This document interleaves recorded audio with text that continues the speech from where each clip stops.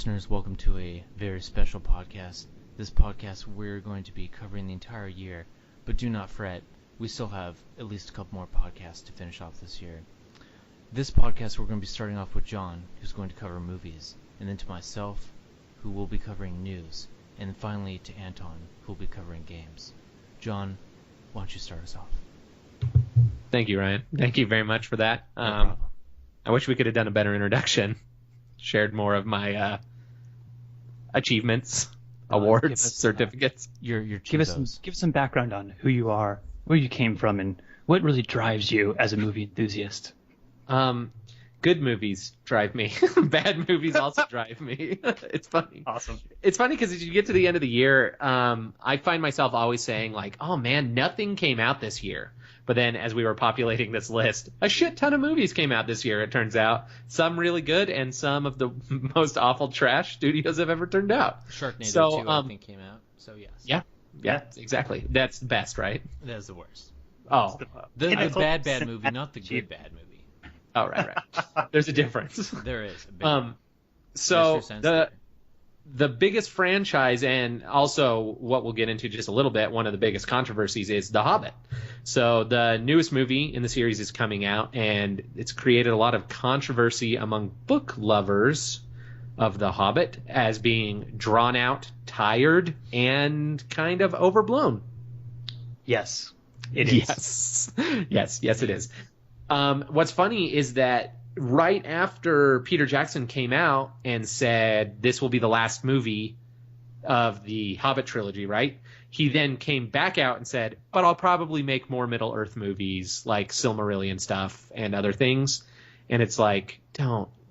Like you're killing us. You're episoding like 1, 2, and 3 of it. Right. Yeah. You're killing it. It's right. True. You're making it bad. Like, if you wanted to expound on any movies, you should have done it to Lord of the Rings, not to The Hobbit. Sub-question, is it better to fade out than to burn out? Yes. No, it's better to burn out. Or no, sorry. Is it better to burn out or fade away? Well, my, hey. Have you heard that song, Neil Young? No, I was making Out of the blue into the black? I was making a high-fidelity reference. Oh, well, wow. It's from the high fidelity reference is a reference to a Neil Young song. Oh, reference Inception. Nice. Yeah, exactly. The other one that's huge right now, so hot right now, Hunger Games. Yep. So Ryan, hot right now. Ryan, what's wrong? Why do you not love the Hunger Games? Hunger Games. It is Battle Royale rehashed for an American audience. Fuck everything about that. It's true. Stupid movie. Fuck it up. It's stupid asses. It's clown shoes. Well, it's PG-13. It's the PG-13 version of Battle Royale. Yes. So, right. I mean, yeah, if I wanted to watch Battle Royale again, I would want the Japanese people to remake it and just make it more realistically violent. Yeah. Like, I really want to see kids disemboweling other kids. I just think Jennifer Lawrence should have had a shotgun instead of this stupid bow and arrow and all this goddamn love story subplot. Just put the kids in a ring, give them all like automatic weapons. Last girl standing. It's over within an hour. It's over within an hour. It's done. It's so simple. Like, this has been done. What's really funny though is like, so I read all the books and I have now up to this point seen all the movies, not as like a true diehard fan, just as someone who's casually interested in what are they going to do, right? Mm-hmm. They're like, when I first read the books, they're very engaging, but the more I think about it, they're pretty shitty stories. Like, the disparity between the districts and the capital just doesn't make sense. I don't understand how a society could function for any number of years like that, where some of them are using like stone tools and living in cabins while people are using magnetic trains and laser guns. Like, well, this is I'm a huge science fiction enthusiast, as I think we all are, and this is a problem that really pisses me off in the science fiction genre, both in novels and in movies, is when you get this like dystopian theme that's taken to this like stupid ideological like extreme where you have those disparities that make no fucking sense. And that was a problem with with another movie that came out this year, which I'm sure we'll talk about, but where there's like this ultra elite class that lives on the moon in high rise luxury apartments made out of gold, and everyone else lives in caves. You know, it's like that shit that's not going to happen. It's not ever going to happen. That's a dumb plot. No, you're right. I really wish Elysium was a better movie too. So, Thank you. Glad you picked You're it up. welcome. There you go. You're welcome. Wait, it sucks. I had high hopes because of Neil I know, it Blomkamp in looked District cool. 9. Yeah. Yeah. Anyway, sad story. So now on to what I believe Anton has crowned his favorite movie of the year, Guardians of the Galaxy. No, that's not my favorite movie I know. of the year, but I know but- it's not. Oh, I okay. know. That was I sarcasm. could say it is Captain America Winter Soldier. God damn it. Obviously. Fuck that movie sideways. So Guardians of the Galaxy taking Yep. a weird, but I think much welcomed turn for Marvel. Yeah, that's the only Marvel movie that came out this year I liked. So, So, John, you probably read the comic books, but I did not. And coming from someone who didn't read it, I saw through it. Being a Star Wars fan, I was like, okay, it's Star Wars all over again with a couple of things changed, and Han Solo's the main character. Having said that, though, it was just a really good movie. The special effects were amazing. Unfortunately, I saw it in 3D, but it didn't ruin the experience. Yeah. But yeah, it was just a crap ton of fun, and Yeah, it was great. I mean, I know that we kind of mentioned this before, but I'll mention it again. I feel like it hit that same Pacific Rim equation where it's like, hey, let's just have fun making a movie. Like, let's do one where we don't have to deliver some super depressing philosophical point with a heavy hand. Instead, let's just have fun. Mm-hmm. Let's show a fun story where people have fun and enjoy each other. Sure, there's conflict. Sure, there's anger. Sure, there's emotion. But on the whole, it's just a bunch of goofy people flying around space getting into all sorts of weird, shitty escapades, which is awesome. Yeah. We need more stuff like that. yeah. Great. Honorable mentions for movies that I have not yet seen but are ranking high on need to see. Boyhood, Mm-hmm. Yep. which this film was filmed over, I believe, 12 years, Yeah, something really long. something expansive like that, with the same actors, which is bananas to me. Totally revolutionary for film. And like Ryan said, I was kind of turned off by how well it was reviewed because it makes me feel like it might be too artsy. And that's not saying like we just like read a couple reviews and we're like, and they were very good and we were turned off. It was just I can't name drop the sites and like reviewers who did it, but I just remember the like media just going nuts and saying best movie ever made and just Right. going nuts, and so I'll just watch it. Right, all the hands were under the table, giving that movie a hand job, and it became pretty obvious.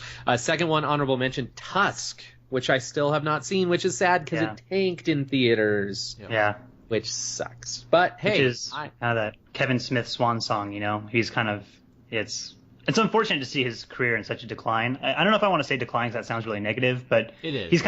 he's sort of faded from the spotlight, you know? but which what's funny sucks about because I him? really like- Yeah, but what's funny about him, though, is if you really think back about his career is always in a decline when he doesn't have a brand new movie out. Like, in between movies, no one talks about Kevin Smith. And he's, That's true. in the background yelling, like, listen to me, I write good dialogue, I have funny characters. And everyone's like, shut up, Kevin Smith. And then he comes out with a new movie, and everyone's like, oh, yeah, this guy makes really good movies. Yeah. And then he dies again. Not the case with Jersey Girl and Clerks 2, though. Yeah. Or Yeah. Red State. Yeah. You're right, which have all been more recent. Yep. Yeah. So moving on, we have a huge nostalgia movie for, I think, all of us, which was X-Men Days of Future Past. Yeah. Yeah. We got to Yep. see one of the best comic book arcs made into cartoon arcs into movie arc. Mhm. And they did something else very brave, I think, which is retroactively told all the movies they'd already made to fuck off. Yeah. Pretty much. Yeah. Which is probably a really good call in those movies' cases. Yeah. The Fault in Our Stars. Yeah. Do either of you really like crying? I do it once a just- year when I go to the Grand Canyon. I love a That's good the only time I do sob, it. you know? I just want to kind of get my feelings out. So If you're feeling emotionally congested at all, see The Fault in Our Stars. It'll get those pipes flowing again. I guarantee it. It has Or your the- I would- The X I do model wanna say that, playing Stephen Hawking. Yes. Yeah. Yeah, I haven't seen this movie, but I did read the book because I'm a huge fan of John Green. Like I'm subscribed to his YouTube channels. I think he's an amazing educator. And the book was actually really good. And it's not good on like everyone should go out and read this book, but I think it's great for kids. I think anyone who's in high school or middle school should read this book. I mean, I think it's a really good way to talk about relationships and sex in particular and death. I mean, it's like I've never read a book that helped me better understand and think about the concept of death and accept death than that book. So I don't know how the movie turned out in comparison, but it's a good story. Pretty good. Yeah. And I mean, I put it in that same category as books and movies like Perks of Being a Wallflower. Like, I love it because it meant so much to me when I was that age. It's probably not still appropriate for my age group, but I still love it because it meant so much to me at that time. Next movie, Edge of Tomorrow. Now, gentle listener, that might not ring any bells. You might know it by its totally rebranded name, Live, Die, Repeat. Wait, they actually changed the title to that? So here's the thing. Officially on IMDb, the title is now Live, Die, Repeat, Edge of Tomorrow. No. And on all of the Blu-ray and DVD cases, in giant letters, it says Live, Die, Repeat, and then tiny little like afterthought text at the bottom says Edge of Tomorrow. All right, whatever. It's the weirdest really idea ever to try to rebrand a movie between the theater and home release. Like, it's totally bizarre. Is that just because it bombed in the theaters? Is that why they tried to do that? I think so. And like, what's funny is that it's based on a Japanese manga that's called All You Need Is Kill. Yeah. Which is funny because you'd think if they're going to rebrand it because they're just like, fuck it, it tanked, they would just go back to the original title. But instead they made up a totally new title, which makes it sound even more Groundhog Day-y. Well, yeah, Live, Die, Repeat was like their like tag for the trailer. Right, exactly. Well, and that's what's honestly funny is Edge of Tomorrow, I feel like, was a really clunky title because it confused people, and with the way the trailer was shot and everything, it made it look like a really heavy, gritty sci-fi movie. But Live, Die, Repeat taps into what it actually is, which is kind of a goofy, quirky sci-fi comedy where a dude is kind of put in a shitty Groundhog Day type situation and makes the best of it. So what did you? I'm just curious from somebody who's a movie enthusiast. What did you actually think of it? Because I liked it. I thought it was pretty good. I liked it. As a popcorn movie, I loved it. Like, if we're talking about like the value of film, whatever, it was just a crappy action movie. But if we're talking about enjoyment, I would give it like an 11 out of 10. It's a movie that it's one of those ones, like we were talking about this with Guardians of the Galaxy, where like if I went and saw it and then my friends were going to see it the next weekend, I'd see it again. I mean, I got no problem with that. I thought it's got good action. It's got some good comedy. The story's not terrible. I mean, it makes sense, and I thought it was all right. Yeah. No, I agree completely. And it has shit. I can't remember his name now. It has Tom Cruise. Nope. Guy from Aliens. Oh. Bill. Is it Bill? Why can none of us remember his name? Yeah. Hicks from Aliens. No, it's not. yeah, okay. I thought you were saying Bill Hicks. I was like, that is someone different. No. Yeah, it's Hicks from also Aliens. in Big Love. Bill. No, I think it is Bill. Is it? I think it's Bill.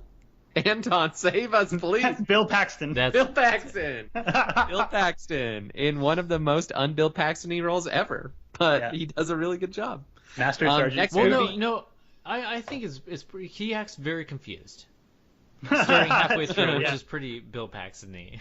Yeah, that's very true. Makes sense, yeah. You know that. Another fun action movie and the rebirth of someone who I feel deserves a rebirth, John Wick, starring Keanu Reeves. Yes. So, Keanu Reeves, my actually man. see it? I haven't seen it yet, so I can't legitimately be excited for it, but I've never seen a Keanu Reeves movie I didn't like, so. That's excellent. I kind of feel the same way. There were a few. Sweet November. Shut up. I like them all. They're all great. Yeah. He's a goddamn genius. I feel like there are a few that were definitely missteps, but John Wick, I feel like it's his return to what he does best, which is no-nonsense action, where he himself is kind of a very serious character, but still has humor inherent in it, because he is a serious character. And it was really good. Like, I'm not trying to overhype it. It is what it is. It's an action film, but I really enjoyed it. I thought it was great.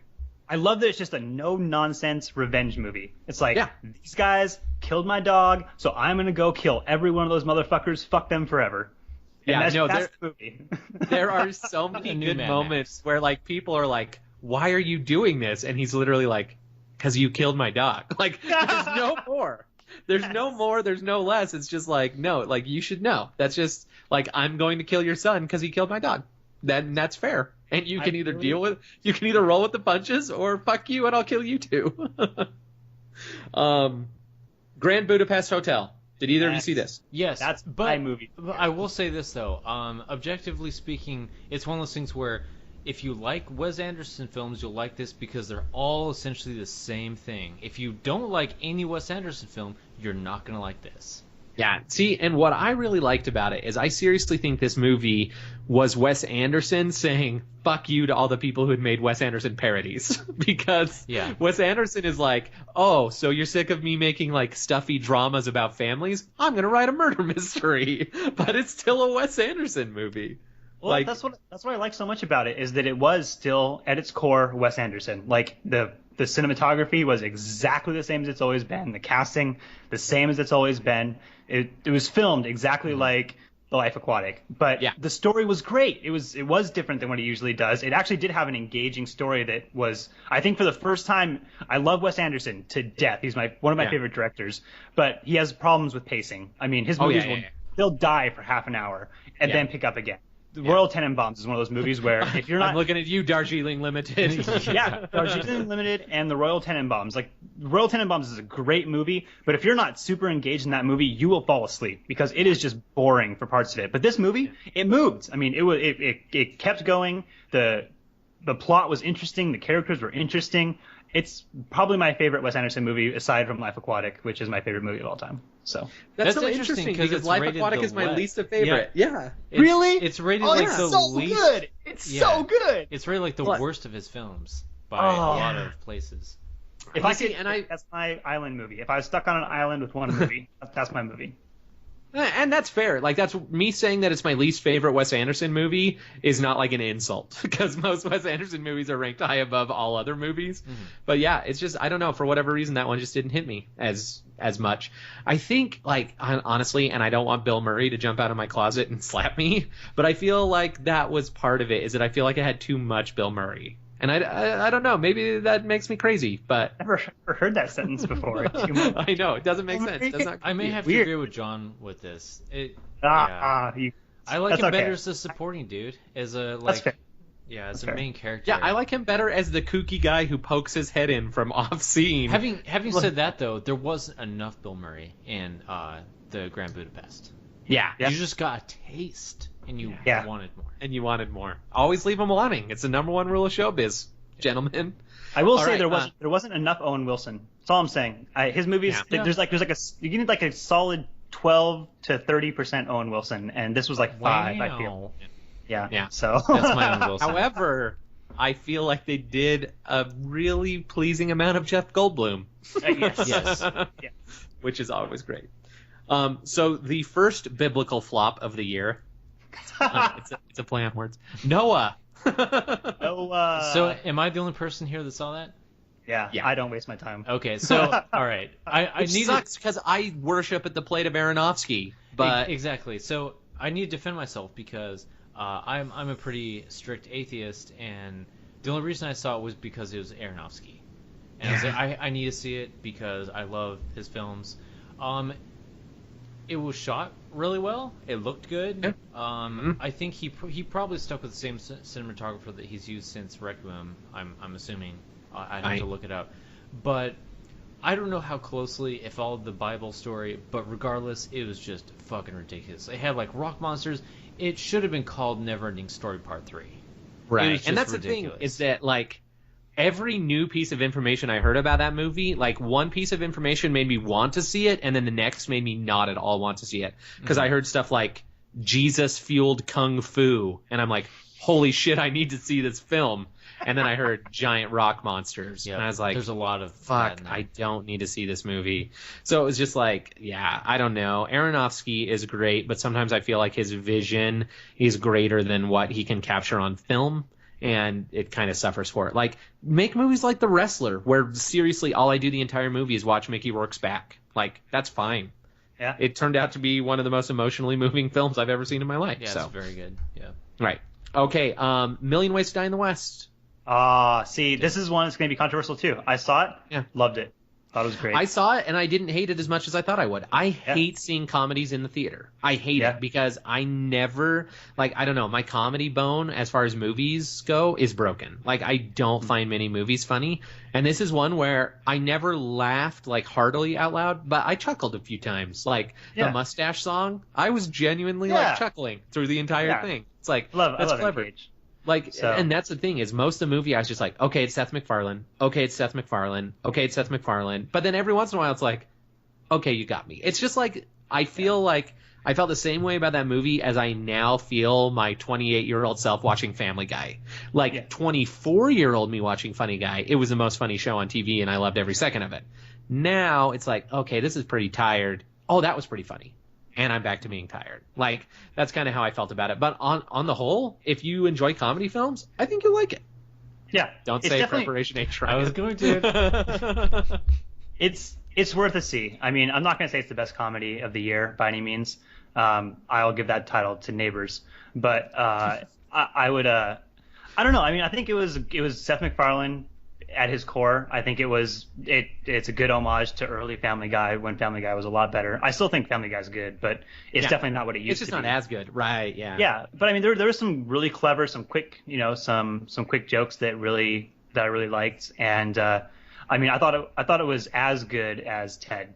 And Ted. I actually really probably liked it a little bit more than Ted, which is weird because Marky Mark really brought it in Ted, and the Flash Gordon stuff and everything was hilarious, but. Yeah. But honestly, the thing that I found the most entertaining about Million Ways to Die in the West is no one has ever made a Western movie where someone has like an honest opinion about what living in the West would be like. Like, obviously, it kind of takes you out of it because no one living there would really realize how shitty it is because they don't have anything to compare it to. But it was almost like if one of us time traveled back and was living in the West, and it would be like, fuck this place. Like, this place is awful. It's the worst place ever to live, and it brought a lot of humor to the plate.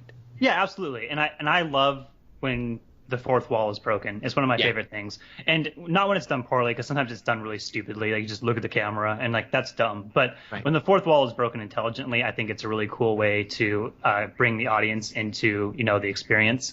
But it's true, and I think a lot of people missed that, and that's why people didn't like it, is they didn't understand that the point of the movie, besides being a comedy, was to point out the fact that the fucking Wild West blew. And all these, like, westerns that you've seen, all these classic golden westerns that glorify the West, that's all bullshit. It's all a big, giant crock of bullshit, and anybody who is intelligent and modern living in the West would think this is just the worst. Right. And what's funny is the joke that I kept waiting for the entire time, but it never fell, was the fact that the period as the Wild West, it was like 15 years long. Yeah. There was not very long that the Wild West was the Wild West. Like, it was turn of the century, really quickly trains came through, and it was dead. Like, that's all there is to it. So yeah, absolutely. All of these heroes that we have, it's like, probably not as accurate as we think it was. Okay. Gojira. Fucking Godzilla. Yes. Best movie of the year. Not. Well, not. I will not give it best movie of the year, but I will say at least it wasn't Matthew Broderick Godzilla. I'll say the same thing, which I think I said on the earlier podcast when we talked about this, which is if you want to see a good Godzilla film, just watch Pacific Rim. You can probably just skip this movie. Yeah. But if you love giant kaiju movies, you should see it. Because I remember getting super hype for all the fighting. Also, just fast forward to like halfway through the film. Yeah. I was going to say into kaiju. The first 45 minutes is like just a big America, like stroke yourself and just love that you're an American military man on a mission. Well, if you don't care about that, like the rest of us, skip 45 minutes. The first half is great because it's Bryan Cranston, but no Godzilla. Well, that's the first like 15 minutes maybe. It's not, isn't it? It's pretty sure. No, I feel like this is. Hey, it's been out for like 6 months. Spoiler: Bryan Cranston dies like right off the bat. He's not even in the fucking movie. He doesn't even count. He shouldn't even be on the fucking credits. Right. Well, probably the credits, just not top billed on the credits. Yeah. And it does stink because I actually really like what's his name, Aaron Paul. He has like 16 names. Paul Vanderhooven, the main kid who is in Kick-Ass and everything. Yeah. Whatever his name, Johnston, Aaron Johnston, Taylor. Johnson, whatever. I like him. I think he's got promise, but his storyline in this movie got so overblown and ridiculous. Aaron Taylor Johnson. Aaron Taylor Johnson. I got there eventually. Too many first names. Yeah. So, but the most exciting news to come out of the Godzilla camp is the Japanese original Godzilla studio will be releasing a Godzilla movie next year. Yes, Is it that's Tora? going to be. No, Yep. Toho. Toho. That's Toho. it. Yeah. Yeah. Toho. Mhm. Okay, 2 horror movies really quick. Annabelle, which Ryan loves creepy dolls. I don't. The movie was the movie sucked, but about halfway through there's a really good 20-minute section. Yeah. It was really scary and it was good. All the rest It's- is just crap. Right, it sucks because I had a lot of faith in that movie too. See, and I then did I not. just heard crap about it. Because I was Really? like, this is just a cash grab. Like the Conjuring had a really good, starting that kind of wanted you more, and it should just stop there. Yeah. Did you hear? I just randomly thought about this that they are going to be adapting Stephen King's It for a big feature film. Yeah, Kind of I'm exciting. excited about I that. hope they don't shit the bed. And The Stand is going to Well, be yes. doing something as well. Let's keep in mind, as a massive Stephen King fan, I've read most of the books now. That's hard to do. I've read a bunch of his books. Most of them. I mean, it's hard to read all of them. He's got so fucking many. But most of his movie adaptations suck. I mean, it's just it's really hard to make a good Stephen King movie. So they're probably not going to be great. But I'm still going to see it, and I'm excited for it because it is a great novel. Even the first movie wasn't terrible. So I mean, I'm gonna watch it. Tim Curry scared the shit out of me Oh, and dude. Ryan. Absolutely. And if they stay faithful to the book, it ends with a child sex orgy. Yeah, So it ends with. you got that looking there forward is to. child rape in this. So I mean, we'll see. And that's the thing and that's why Stephen King's never adapted well to the big screen because they always cut out his most fucked up stuff. And every Stephen King book has some really twisted shit in it that really gets under your skin, and that's why his books are scary because they make you think about stuff that you have to read these paragraphs where terrible stuff happens, and they always cut that. They always cut that out. So we'll see. I mean, not that I want to see a child get raped on a movie. That sounds terrible. So I'm not advocating this. I'm just saying I know they're going to cut it out, and I know it's going to be PG-13 probably. So we'll see. Right. Shit, you made me. Oh, other horror movie, Deliver Us from Evil. Nice. Either of you see it? No. Nope. That's excellent because we can leave today with me recommending a horror movie to both of you. Awesome. See Deliver Us from Evil. It was refreshing. It's a genre that has been done a million times, but there was enough about it that was unique that I didn't hate it. It was great. There were a few parts that I really enjoyed, genuinely. I always like when we bring evil, terror, horror demons from other countries back home, and they murder us. It's fun. Keep them in your suitcase. Check them at customs. I haven't seen it, but that sounds like it's kind of a statement about American politics in general. I mean, I don't know if it's actually going in that direction or not, but that's what it sounds like it is. It's what's funny is that I feel like a lot is being said by it because it's actually military guys that come back, and when things are weird, everyone immediately is like, "Oh, it's PTSD. Oh, they just saw the horrors of war. Oh, they just whatever." And I thought that was really interesting because it's kind of like we do just kind of dismiss, like we shove all this under the rug because we don't want to talk about it. Like, oh yeah, they saw some really fucked up shit. Let's not talk about it. Let's just put them to work. Let's find them a job. Let's get them busy because that will fix everything. And yeah, it's cool because it's all about just a normal New York detective doing his job, and then all of a sudden some weird stuff starts happening on cases that he's investigating. And people start saying stuff that doesn't add up, but it's similar enough that he realizes that something strange is going on and basically goes down a rabbit hole. And in that sense, I loved it because it reminded me of the Denzel Washington movie Fallen, where I don't know if you guys saw that way back in the day, but it's there's the demon that's following him around and wants to possess him, but he's like pure or whatever. So as he's going more and more and investigating about this demon, he finds out more and more about it and how to fight it. Anyway, it was cool. I liked it a lot. So Deliver Us from Evil. Watch it the next time you have a couple hours free and you feel like watching a spoopy movie. Nice. RoboCop. Wait, hold on. Before we leave, please. Before we leave the horror genre, I think we're forgetting I don't think obvious. we left it yet. Is RoboCop still horror? I thought you were going Babadook. No? Oh no, we'll get there. Okay. I'm saving honorable mentions for the end. Oh, okay. Oh, okay. Yeah. I think we're forgetting horror movie of the year, which is obviously Willow Creek. Willow Creek was. I don't want to talk Willow to you Creek more about was. this. Yeah. No, you're right. I really wish that we could watch that again, but fresh. Like, I wish that the Eternal Sunshine of the Spotless Mind thing worked and I could clear my brain, and then we could watch it again fresh. I really wish. Yep. Man, I was so ready for that movie to pay off. Everyone was. Yeah. Okay, so did either of you see RoboCop? No, I didn't. Okay, neither of you saw it. I think that is all we need to say about RoboCop. Correct me if I'm wrong, but isn't it just like PG-13 RoboCop with nobody actually getting shot? Pretty much. Yeah, and all of the charm taken away because all of the weird clunky robotness is now really sleek, fast robotness.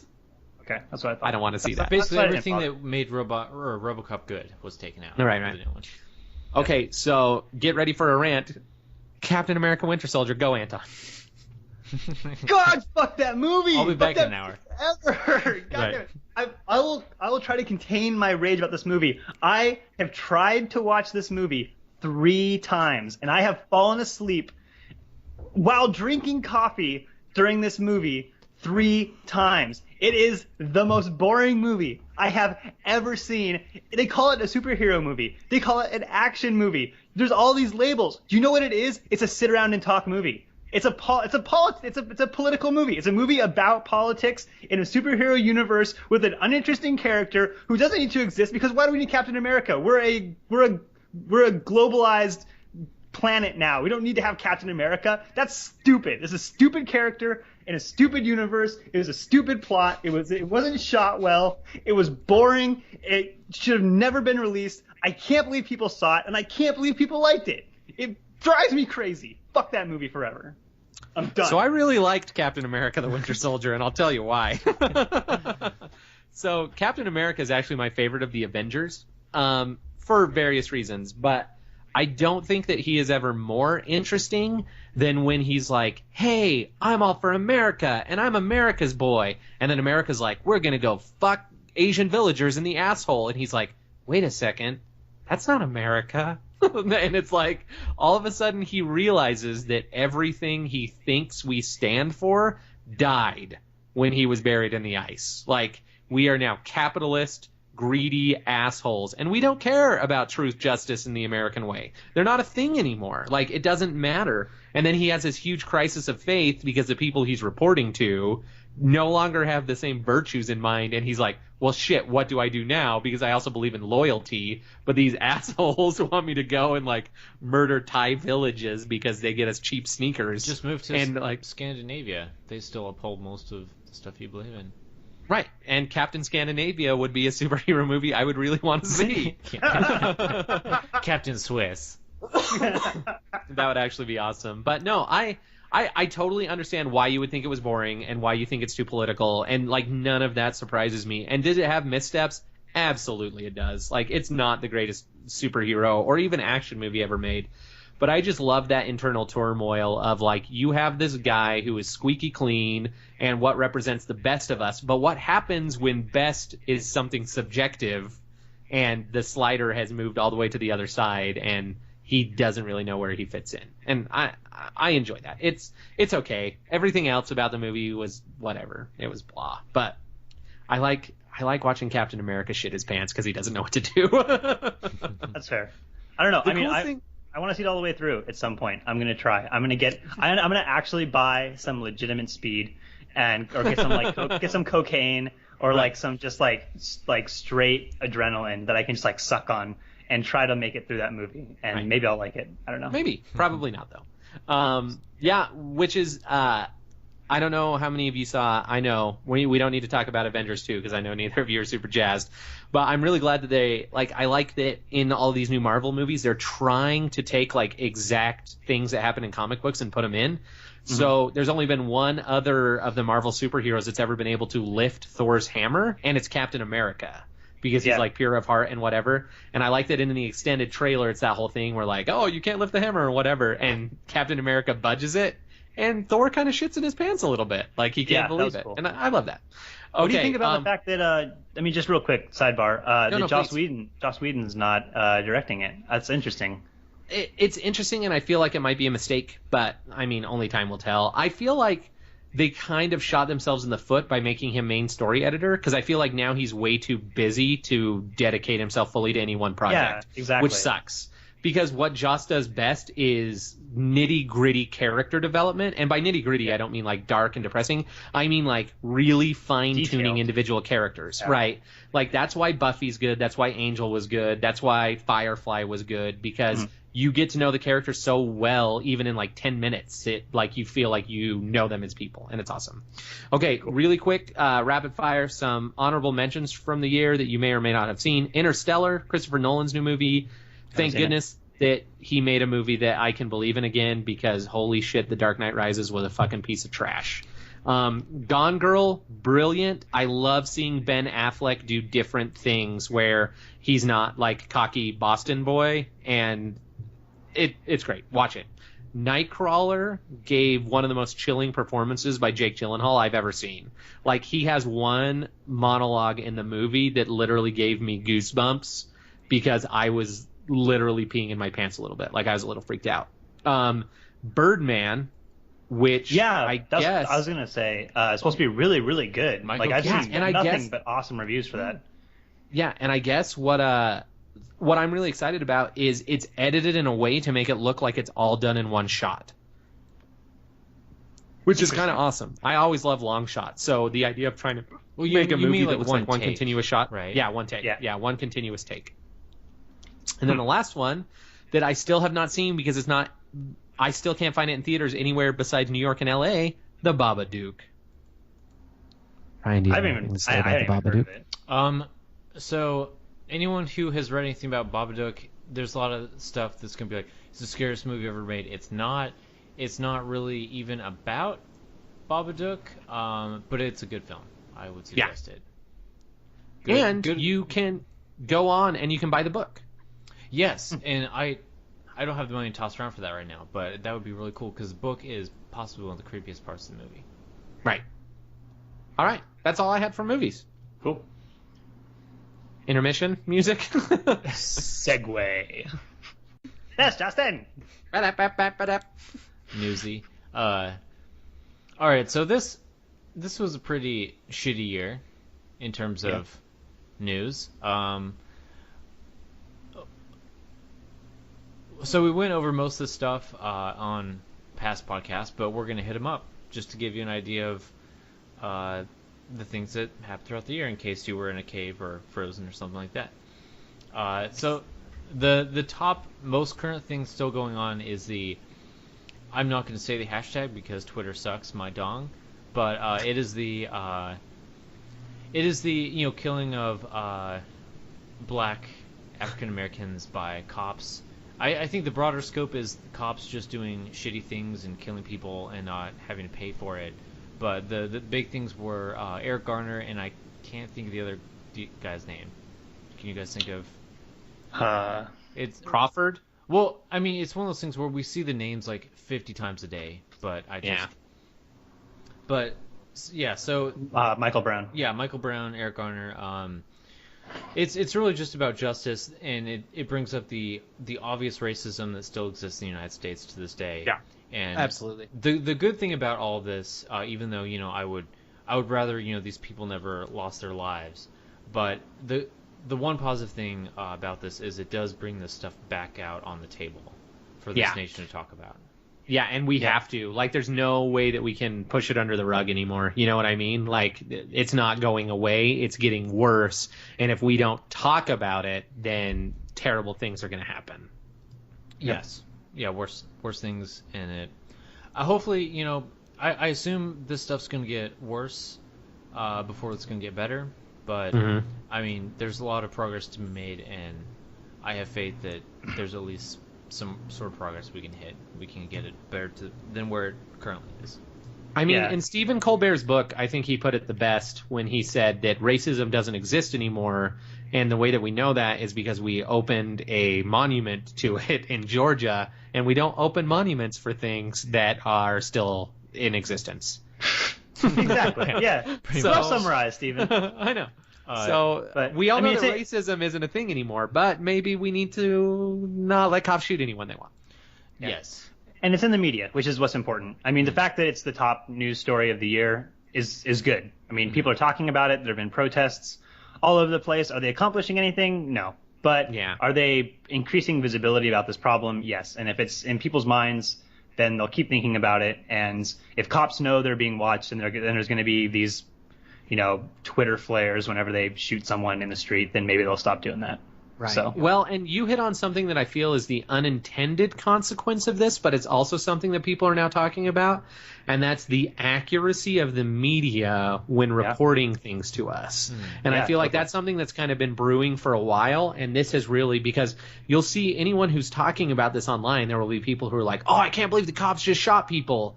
And then the other side of the argument is, well, that's just how the media portrayed it. Like if you knew that the kid was a total jackass to the storekeeper where he stole cigarettes, and then he basically mouthed off to the cops, got in a fight with the cops, resisted arrest, tried to steal the cop's gun.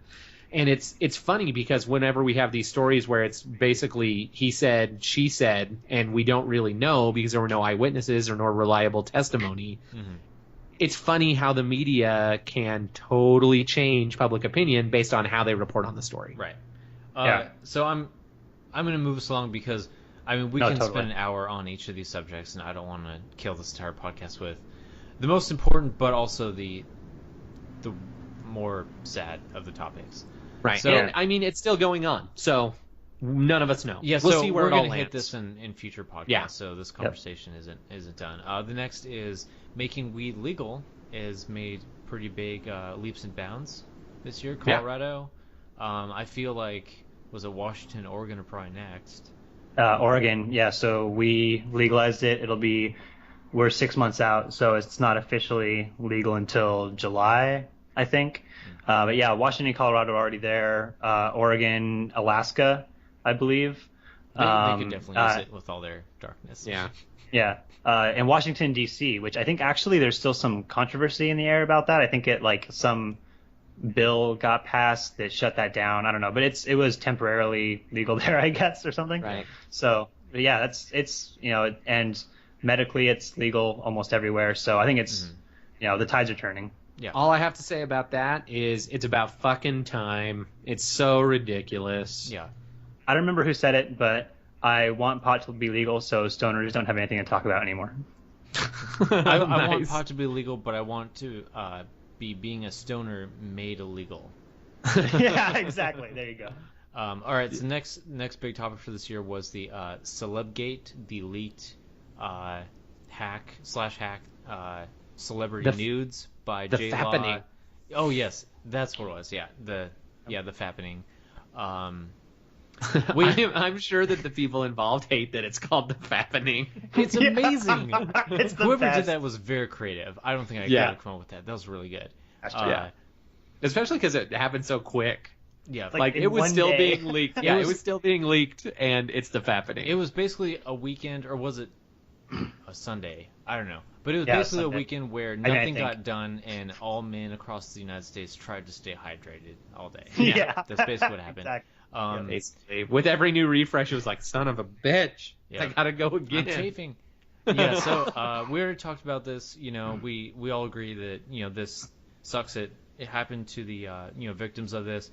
Yeah. Not to go as far as people are making out to be. This wasn't like a sex crime. I don't think this was a breach in privacy, and that sucks. Hopefully, it will make people more aware that maybe you shouldn't put your nude photos in the cloud. But that's where I want to leave that. We already talked about all this stuff. Next is Ebola, or as I also like to call it, why I stopped reading The Stand this year. Yeah. It was during this outbreak. I know that the American news really hyped this up and tried to scare the shit out of us, whereas other news sources went more factual with it. Right.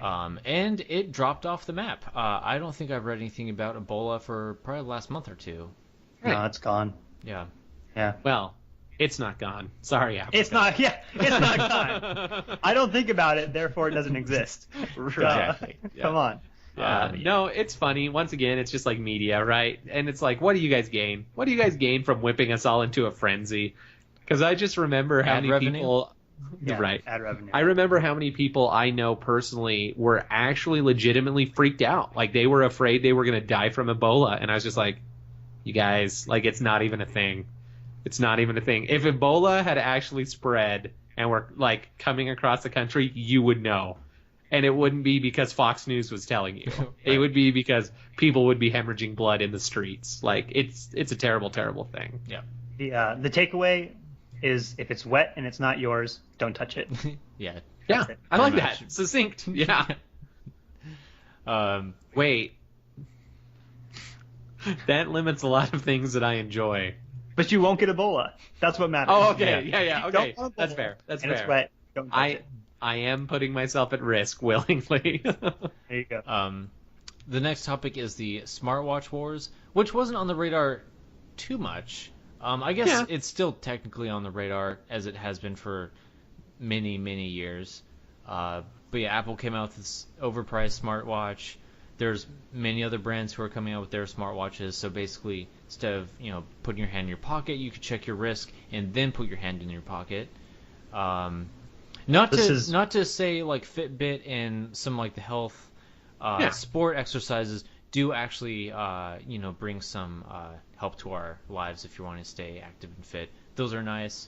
But in terms of reading email on your wrist, I really don't see the point. Until I get like a Go Gadget watch or something, like Dick Tracy style stuff, I don't really care. I have a close friend that I think put it best. This friend's name was Anton, and what he said is that if technology doesn't solve a problem, it's not worth it. And smartwatches currently are not solving any problems that aren't already solved. Yep. Yeah, and I mean, I could be on the wrong side of this. I mean, it's all about fad versus function, and I was on the wrong side of tablets. I argued against tablets from day one. I thought they were stupid. I said you could have a laptop, you could have a phone. Why do you need something in the middle? But they caught on and they took off. And honestly, there's a lot of really cool reasons to have a tablet, and they're super widely accepted, and they're not going anywhere. They're definitely a genre of technology that is very popular, and they're functional. So, I mean, they did solve a problem, and I was wrong.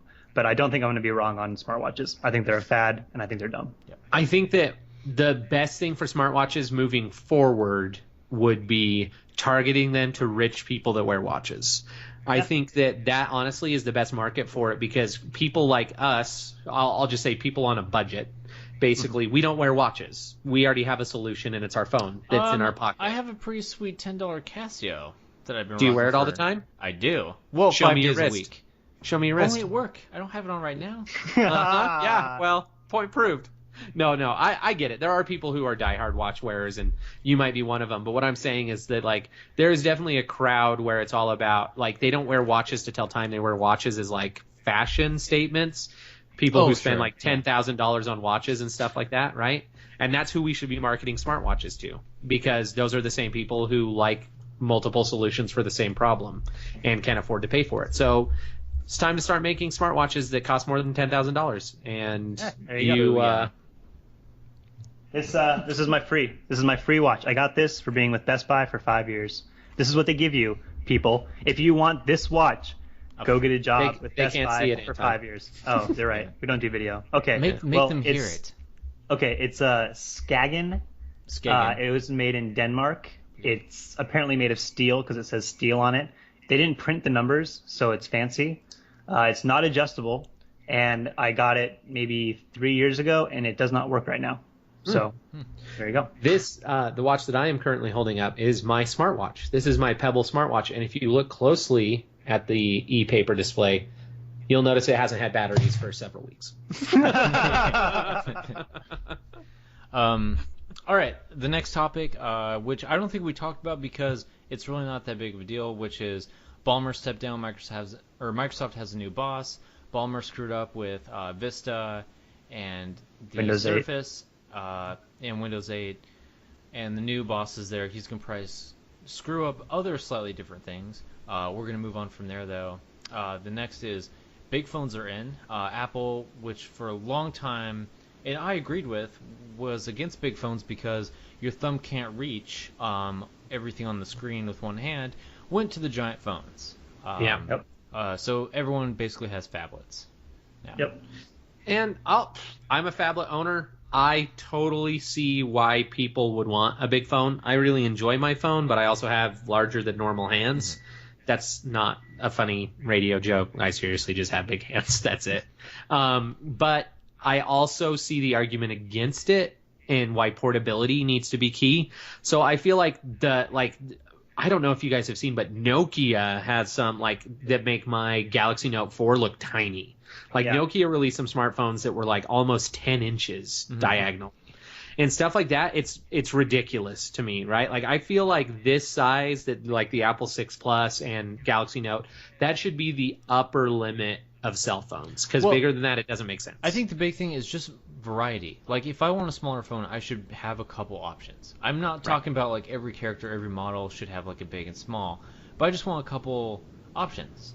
And give me a fucking physical keyboard, BlackBerry. Which they did. I hear that phone really sucks though now, which makes me sad because I was really pumped for it. And it's a BlackBerry, so I can forgive that. I don't care. Yeah, I think if I can give one message to the manufacturers who aren't listening, thin is good. Sponsor us. Yeah, thin first message. Second message. If you would like to sponsor us, send us an email.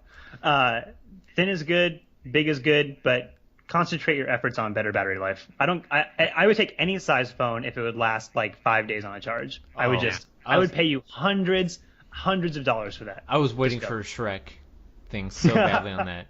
All right, the next is I don't think we actually ever covered this, was the rise of Uber. Yeah. Did we? It's a big deal. I don't think we ever. Portland, right? No. I wasn't saying we covered it. I was just saying it's an interesting thing. So, I mean, I don't know if there's a lot to be said. I mean, cabs suck, hence why Uber came to be. They're pretty shady, according to the news so far, and I don't really care if they make it or go away. My life isn't really impacted. If they don't make it, someone else will. That's the thing, is that people hate taxis. Taxis suck. Nobody likes taking a taxi. I don't mind them. Ever. I hate taxis, and most of the people that I know. Yeah, you're of the popular opinion.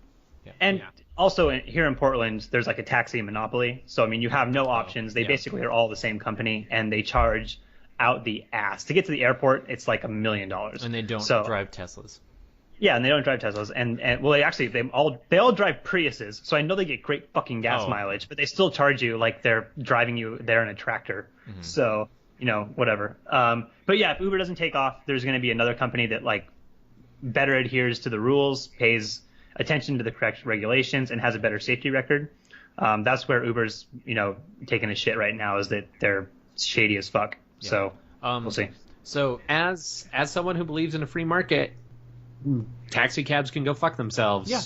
That's all I have to say. Learn to compete or die. That's the way of the world. And their pseudo monopoly is going to be gone soon. So I mean, live it up while you can, taxi drivers, because it's coming to an end. And I mean, what it's a bigger symptom of, and I know that it's not the individual taxi driver's fault, but basically what it is that if taxis were a good solution that people were happy with, Uber never would have come into existence. If taxis were reasonable, if taxis were enjoyable, if taxis were affordable, Uber never would have been invented. But invention comes about because people are pissed and they want something new and different and better in some way or another. Yep. So shape up or ship out. That's all I. So to get through some of these, I'm just going to take a stand for all of us on things I think we will agree on. So one is Tim Cook comes out as gay. I don't think either of us care. I honestly don't get why it made big headlines. Who gives a shit? He's gay. I was just gonna say, what is this, 1995? Are we still gonna come out and make a news article out of every time a famous person comes out as gay? None of us care anymore. Good for him. Yeah, the product isn't gonna change based on his sexual preference. It doesn't matter. Yeah. It doesn't affect anyone. All right, Taylor Swift. Might change the way adapters fit together. Am I right? Hey, no more female adapters. Taylor Swift is the new hotness, and she left Spotify.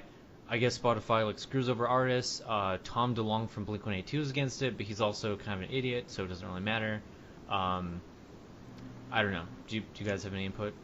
I like streaming music. Yeah. Find a way to make it work. I mean, if Spotify's not the answer, find a way. Because like I said, I used to not pay for music. Now I pay for Spotify, so at least they're getting something. But I'm not going to pay a fortune for music, so I don't care. Figure it out.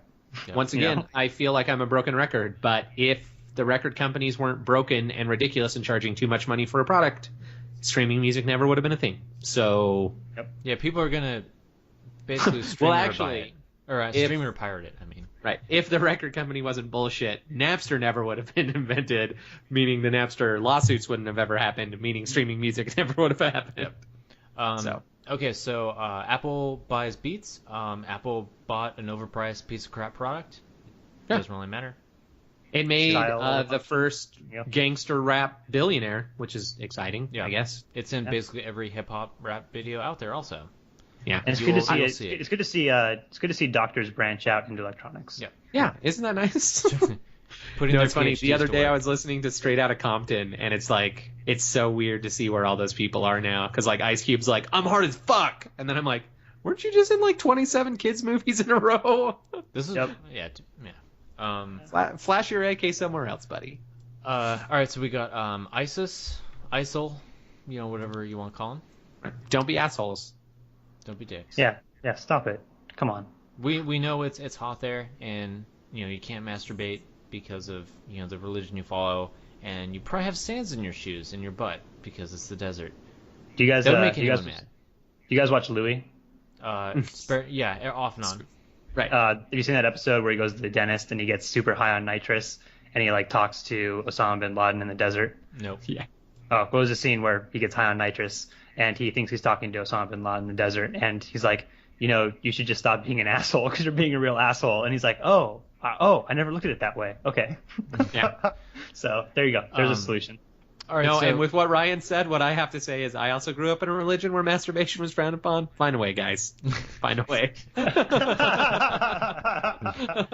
All right. Wow. What? So that was good. So many things on. you can branch off to from there. That's all. True. All right, these other ones are big topics we can't dive into. Like Anton's kind of running out of time here. Crappy year for security, like NSA. Sony got hacked. Like just bad all over. There's not too much to be said about that. Alternatively, great year for security, NSA. Yeah, basically. You're listening? Want to sponsor the podcast, NSA? We know you're in Utah. Come on. Two things. If you want to sponsor the podcast, also if you're hiring, let me know. The highs and lows of space travel. We left a couple times. We did not leave a couple times. But True. I hear that NASA's going to be overfunded for 2015, so that leaves us on a high note. So that's kick-ass. Yeah. Good job. And we just created a space race with ourselves. Yep. NASA announced that they want to do a mission to Mars. So SpaceX and NASA will be racing, but it will be like the most collaborative race ever, which I super support. Yep. And I hope Putin. I want Putin to say, "I will beat you to Mars," and then we'll see what happens, and we'll start it all over again. Yeah, let's see who's going to put their dick in Mars first, because my money's on us. Yep. And the last one is Gamergate. Oh God, Gamergate. Which it's hard to touch on because it all started because of unbiased and unfair opinions on video games from relationships and just basically going after how bad the gaming industry is with journalism, and then it turned into a sexism issue and went effing nuts all over the place. I don't think anybody here on the podcast is pro-sexism. I also think we all think this is a fucking joke. Yeah, absolutely. I mean, this is a social justice warrior. I hate to use that term, but it is. I mean, it's a social justice warrior issue where people are blowing this way out of proportion. They're digging too deep into issues that don't exist. Sexism is a problem. There are tropes in video games that are sexist. It's just, I mean, I'm sorry. But honestly, on the whole, games are great. They're... Shut the fuck up. Looking Austin at the Powers entire... ruined it for me, dude. Yeah. Looking at the entire issue as a whole, video games are an awesome form of expression. They're one of the best ways to express yourself these days. They're incredibly popular, and they're not going anywhere.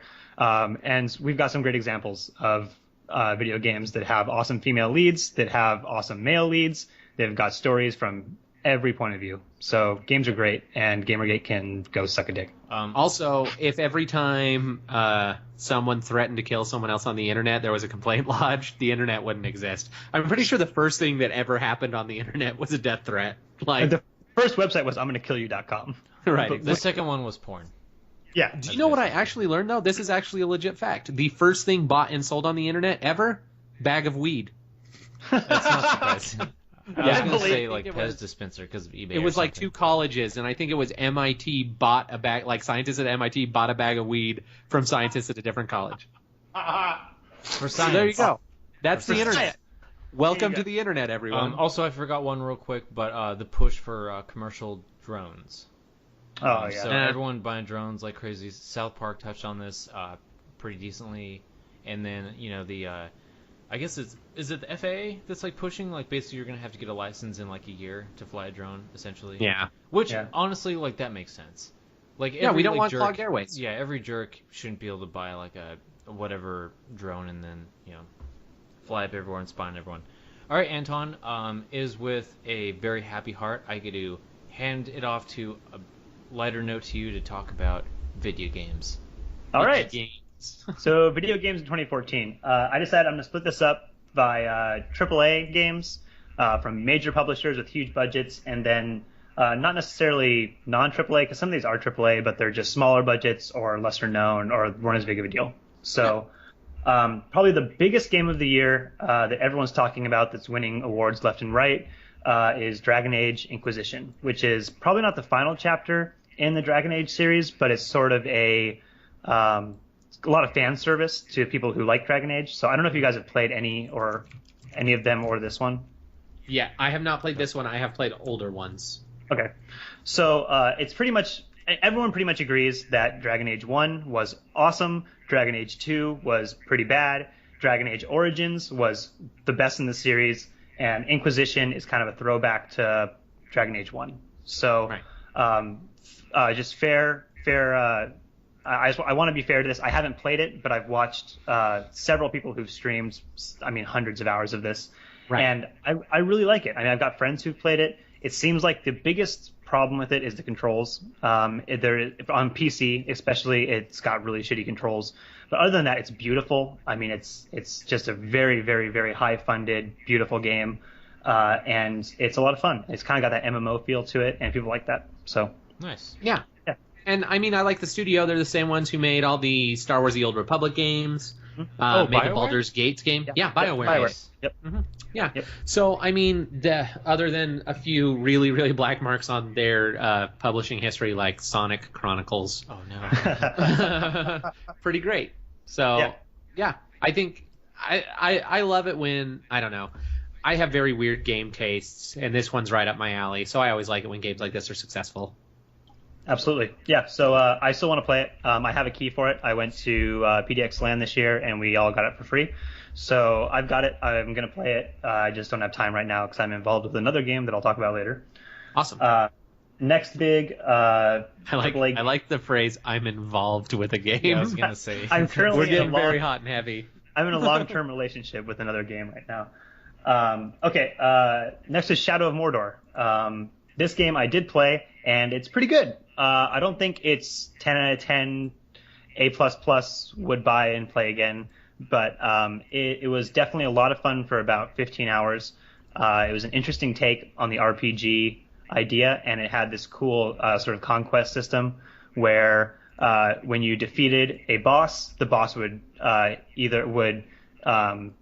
move up. So if you were defeated by a boss, they would move up in the ranks. So they would get harder, and they would become, in their respective hierarchy of the orcs that you're fighting against, they would move up in the hierarchy ladder, and they would command more people. They'd be more difficult to beat. So it was an interesting concept, and it worked really well, and it was engaging. You got to know your enemies, and if you defeated them, you felt really good about it. So I'll add my 2 cents real quick because it's only 2 cents, but my fingers isn't as close to the game culture as you guys. So this came out of super left field for me. I was like, why are you guys making a Lord of the Rings game now? That those movies came out way long ago.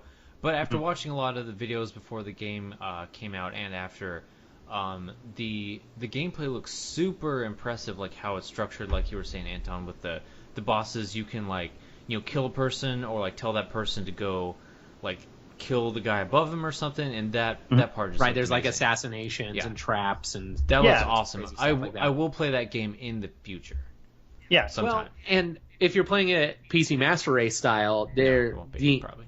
Oh, well, the engine that they used for combat was really revolutionary and weird, whereas enemies aggro towards you depending on how much you're aggressive towards them.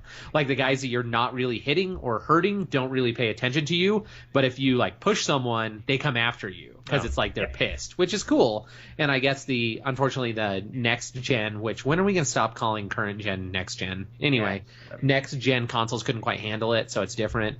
The only thing I will say negatively about Shadows over Mordor, Shadows of whatever, is it suffers from the same fatigue as like the Batman Arkham games or anything like that, whereas you have to find a way to keep the gameplay engaging. And like Anton said, this one's really good for like 10, 15 hours, but after that, I don't know how much replayability, like new game there is in it. But it's still good, still worth playing for sure. Yeah, that's totally it. I mean, I just got bored with it. I was really engaged for 10, 15 hours. But it has the Batman combat style where you press A to win, and you got to quick time event your way out of certain situations. So it is difficult in sometimes, but the combat's boring. So and the leveling up is pretty linear. I mean, you pick a path and you kind of got to stick to it. So if you decide you're going to be ranged, you got to stick that way. So it's okay.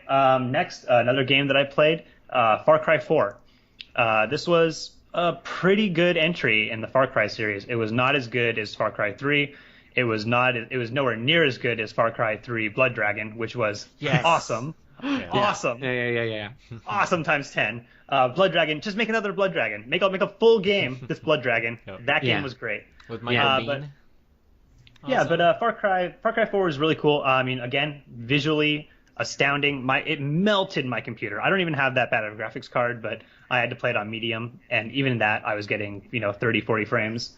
But it was the story is bad. That's what kills it. I mean, it's a character you don't know nothing. You don't know anything about you don't know nothing about him. You don't know anything about him.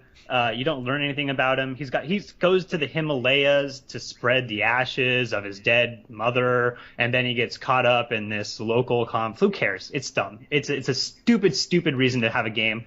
There's no drive, and that's why I stopped playing. I mean, I didn't beat this game either because it was just I was doing missions for the sake of doing missions, and I wanted to ride an elephant because you can ride an elephant at one point. So I got to the point where I could ride the elephant, and I was like, okay, that was kind of cool.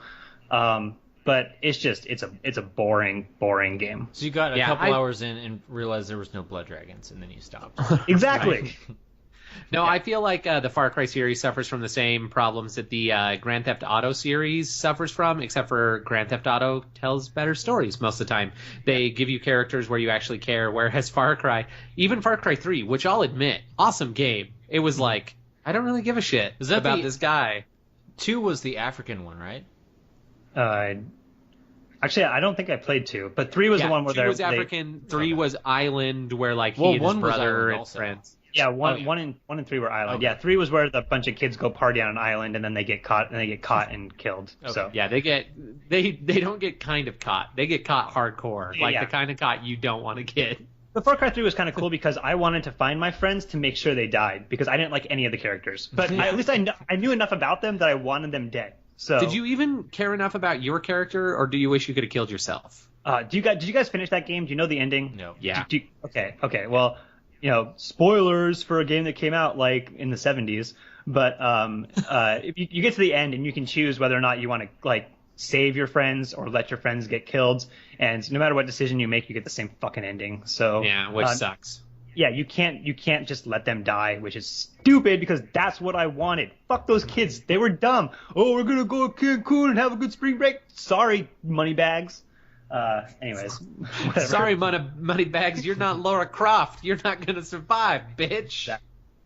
Okay. Let's see. Oh my God, I didn't play Watch Dogs. I don't think it was on. Oh yeah, they released it for PC, but Watch Dogs was a Grand Theft Auto wannabe that was plagued with bugs and problems, and it was another game that was go to point A and do a mission, congratulations, here's your reward. You could hack, like street lights, so you could run red lights. But who cares? You can run red lights in Grand Theft Auto, and you do it because it's Grand Theft Auto and fuck street lights. Who cares? So Yeah, pretty much. it was just a bad game. It was, and then the problem is that it was overhyped. Yeah, and it was really hyped.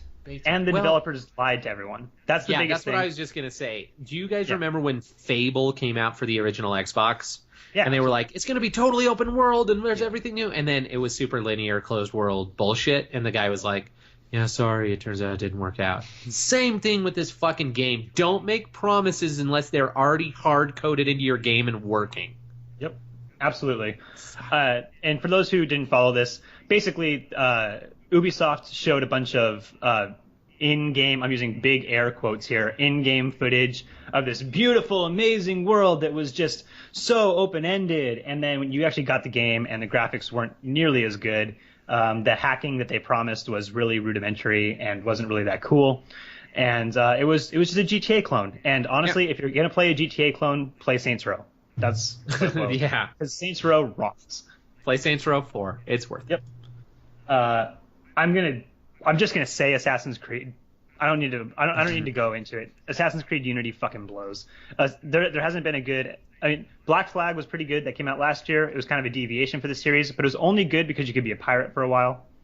Everybody wants to be a pirate. Well, and so I never Just played pirates it, are free. but isn't it true that your character is not actually an assassin? That you steal the clothes of an assassin? Yeah, you take you impersonate a assassin, and then you steal a ship, and then you're a pirate. Because that's how you become a pirate. You don't buy a ship and then sign the pirate charter. No, you kill someone and take their boat, and now you're a pirate. So it was true to its roots, and it was fun. But even that game, once you got off the boat, it was Assassin's Creed again, and then it sucked. So whatever. And there's another one. There's gonna be another one next year. There's gonna be one 6 months later, and 6 months later, and whatever. Let's see.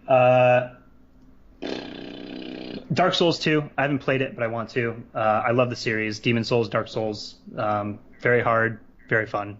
How much do you want me to spoil for you? I don't really care. Go ahead. Oh. The game is fucking fun to play, and the gameplay is great.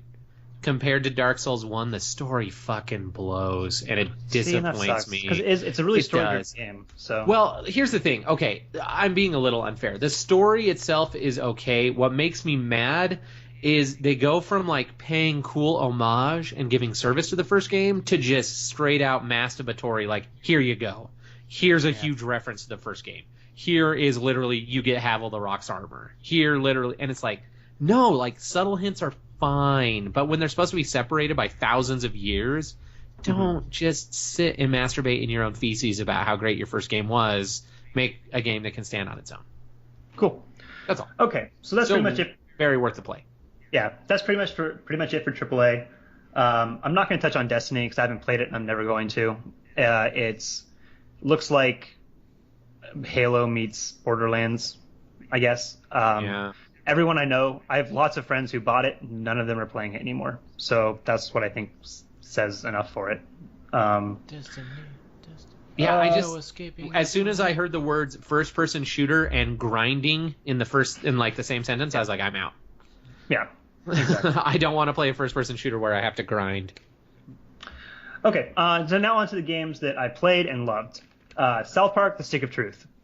This was Ubisoft's best game to date. Which it got pushed back a lot, and good for them for pushing it back and not just releasing shit. Yeah, I played this game from start to finish. I've actually played it through 2 times. The first time I played it as the Jew class, and that was a lot of fun. I became a very powerful Jew and beat the game. I played it through a second time as a warrior, more traditional class, if you will, and. And it's great. I mean, there really isn't replayability. It's the same story, but you get different spells and abilities. Did you play it on PC or console? PC. Okay. PC. Yep. This is a game I actually bought, believe it or not. Whoa. Yeah. Watch out, Wikipedia. Your money's going somewhere else. But it's super true to the South Park universe. They obviously had a huge role in this. I mean, it's all fan service. I mean, absolutely. It's like the playing story a show. basically. Yeah, right? I mean, it's a really long show. If you like South Park, this is you playing an episode. If you've ever saw the episode where they did kind of the Lord of the Rings spoof, or it's that's what they do. They get caught up in this story, and you transition back and forth between like we're mythical knights who are fighting this evil force, and then the actual like real world what's going on because we're kids on the street. Well, and here's the thing. If you are going to make a game based on other media, that's the way to do it. Mm-hmm. Right? Straight up, that's the way to do it. Aim for the people who already love your shit and make it like that shit. That's all there is to it. Yep. And beyond that, the story is good. The story is solid. The characters are the characters, and they've got great dialogue. It's good all around. Highly recommended. 13 out of 7. A+++++ would recommend. Okay, let's see here. I've met many people with really shitty scales of rating, and I think yours tops it. 13 out of 7. You got my scales. If you understood them, you'd understand them. That's all I'm saying. But no one understands him but Anton. Because no one else needs to understand him. I always also like the ones where it's like, between 1 and 10, I give it a B. And it's like, I don't know what that means. Look, C's get degrees. That's all I'm saying. It's true. This wasn't really a game, necessarily. It was a trailer, but the Silent Hill playable PT? trailer was PT. PT was great, man. Yeah, It kind of stood on its own as a game, sort of like the Stanley Parable, which I actually don't think the Stanley Parable was this year. If it's not, it's on the list. Okay, it's not. Right, it wasn't, but it's an honorable mention. Yes. It's honorable mention. Stanley Parable. Yeah, great game. But the PT was sort of the Stanley Parable formula, where you go down the same hallway over and over again, and things change depending on your actions. Right. And it's just filled with secrets and filled with tiny little things to look for, and it was fucking horrifying. Yeah. But it was great, and I'm looking so forward to the new Silent Hill game. Yeah, my favorite thing ever. Like, I love Japanese people, and I love when they say things because it's funny. And I know that's probably racist of me, but when freaking Hideo Kojima was just like, we want people at first when we were making this game, we wanted people to pee their pants, but then we decided no, we want them to shit their pants. I was like, perfect. Yes. This is a game I can get behind. That's totally awesome. Yeah, so highly recommended. If you like horror whatsoever, play it. If you don't have a PS4 or access to a PS4 or a friend, which you can buy them pizza and beer so you can sit on their couch and play their PS4, or I think PS3, I think you can also get it on. I'm not sure. I don't own either one. But check it out. Or if not, watch someone online play it. It's really fun to just like check people out. I'm going to give a shout out to my favorite guy, Jesse Cox. He's on YouTube. He plays it with some of his friends, and it's really fun to just watch people shit the bed while they play it. Yeah. So, speaking of Japanese people, I'm gonna lump these all together. Okay. Bayonetta 2, Mario Kart, and Smash Brothers. Nintendo had a huge year. They Fuck you, crushed it. Ryan. Fuck you. So, huge year for Nintendo. They released all their blockbusters. Bayonetta rocks. Mario Kart is, if you played Mario Kart, you played the new Mario Kart, but with better graphics. Well, here's the thing. If you played Mario Kart 64, guess what? The best is back. Because when they made Mario Kart 7, so I'll just say it. Fuck every Mario Kart that was released for the Wii. They're terrible. Mario Kart Wii and Mario Kart Double Dash, that fucking abomination that never should have been. And then Mario Kart 7 came out for the 3DS, and I was jizzing in my pants because it was 64 redone, right? Exactly. Redone, new items, new tracks, everything. More polished, feels better mechanics. Awesome.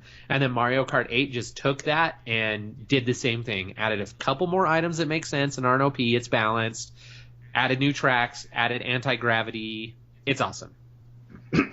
I feel like it was a bit much to add to it, but I also feel like they're just catering to a new generation, so I'm not really going to fault them. And the new Smash is great. Yeah, absolutely. I played a little bit of it. I've had a good time with it.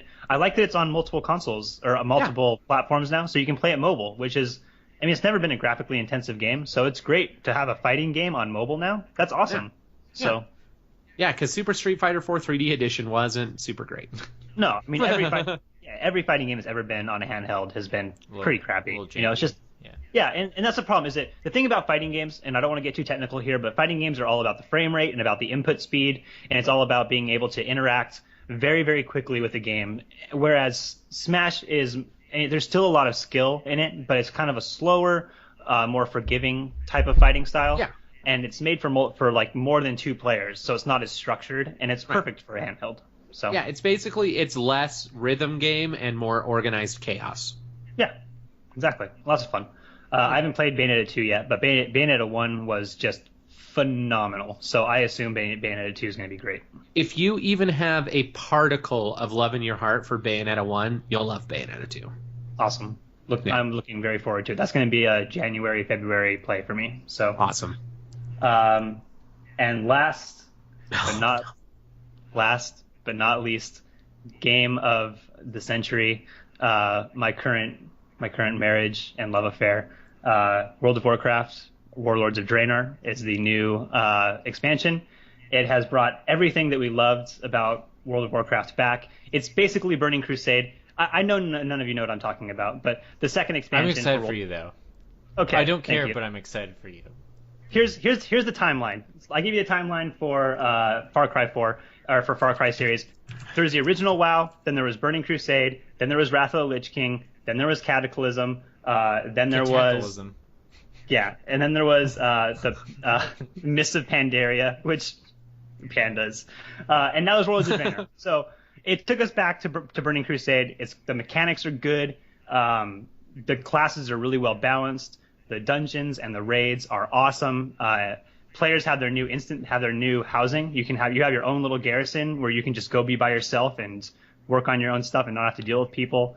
It's really, really good. If you've played World of Warcraft in the past and you've left for whatever reason and you loved it, re-up for a month and just play it. I mean, it's a really good time. I'm having a lot of fun. I played every expansion, and I will continue to play every expansion because I love the series. But it brings it back to its roots. So Sweet. Good stuff.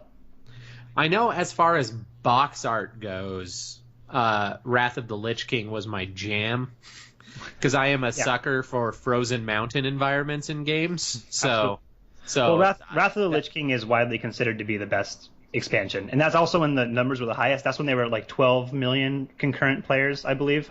And then it's dropped off down to about 6 million during the stupid Panda expansion, and now they're back up to about 10 million. So which is awesome. Which is really good for them. Go ahead. In a fun turn of events, I actually waited outside of a Best Buy for 6 hours with a friend so he could pick up his copy of Wrath of the Lich King. That's when we took a couch and a TV and hooked it all up, and we're playing Super Smash Brothers for 64 while waiting for that WoW expansion.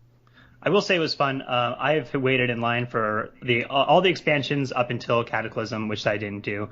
I did buy Warlords of Draenor on release night, but WoW's servers were so crushed by 10 million people trying to play that the game was completely unplayable for 2 days. So I almost took time off work to play it, and I'm glad that I didn't because it would have been a waste of time. Another thing, which is one of the very few things I know about World of Warcraft, super great soundtracks. Oh, they yeah. do really good music work in those. Absolutely. I keep the music on when I play, and it's very good. It's very immersive. It's also one of those things where the music changes a little bit when you're in and out of combat, so it kind of ramps up when you're in combat and ramps down when you're not. And each of the instances have their own soundtrack, so when you're in a certain raid, you kind of get used to the music that's in there, and so you get kind of that nostalgia feeling when you hear it and you're outside of there. So it's good. I will say this. Oh, good. I have one more nerd question. Mm-hmm. So I know that with Burning Crusade, they introduced new races that you could play. Yes. Were there any new races with this one? No. Okay. So they didn't. They just increased the level cap. They changed a lot of the basic mechanics of some of the classes to rebalance them, and there's still some very minor balance issues. But this is probably the first time in WoW's history where you can pick any race, any class, and be equally as good as pretty much everyone else, just in their own way. There's really no best healer, best tank, best DPS right now. Everyone's pretty much on par with each other within 5 or 10%. Mm-hmm. So it's kind of cool because really before, if you wanted to play a tank, you were shoehorned into whatever was the best tank at the time, even if that wasn't what you wanted to play. And now they've really opened it up. So cool. Very cool. Cool. That was my best nerd question. Yeah, I think that's pretty much it. That's all I had written down. So there was a ton of shit released this year. I mean, like movies and TV shows, we're on this thing where they're releasing stuff nonstop. So I know I missed a ton of stuff, but that's what I played and what I watched. And I just want to use this last little bit at the end to say that even if you don't play a lot of games, I know South Park has been making fun of people who play games on YouTube, but go watch games on YouTube. It's fun. It's kind of like a TV series, but it's games. You don't have to sit down and have a good computer or buy a console. You can just watch some cool stories and cool animation and have a good time. Yeah. That's the best way to play David Cage games. You son of a bitch. No, it's true. Don't ever. Look, David Cage is a golden god, but you don't have to buy his games. Watch somebody on YouTube play them because you get the same experience. Pretend you're pressing A to live. Yeah, exactly. Pretend that you are halfway decent in QuickTime events. There you go. So yeah, 2014. Woo! Year in review. The year of mediocrity. Yes. Every year is the year of mediocrity. Yep. Oh, Anton, I thought you had saved Evil Within for the last. Oh! No. Let's not talk about it. Sorry. We'll save it. Oh, it's so Because, bad. oh my fuck that fucking game. It's so bad I forgot to write it down. That's what I'll say about it. That, like, it's been a long time since I almost shed a tear over an actual real world thing, and that, like, oh my. Yeah, that was a 7 out of 10 F- for sure. Yeah. 7 out of 10. Would not recommend.